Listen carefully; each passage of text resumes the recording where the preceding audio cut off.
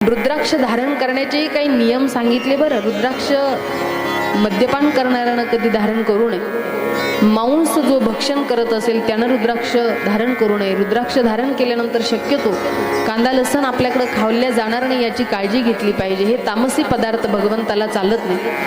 त्याच्यानंतर रुद्राक्ष नेमकं धारण केल्याने काय काय पाप जडित भस्म होतात. मद्यपान आपण केलेलं असेल त्याचं पाप असेल, गुरुद्वार गमनाचं पाप असेल, परस्त्री गमनाचं पाप असेल, एकमुखी रुद्राक्ष धारण केल्यानं तर पाप आपलं जळून भस्म होतं. दुसरं जे दोनमुखी जो रुद्राक्ष आहे, लक्ष द्या बरं, एकमुखी रुद्राक्ष आहे, परस्त्री गमन पाप असेल, मद्यपान पाप असेल, गुरुद्वार गमन पाप असेल, या पापातून आपण मुक्त होतो.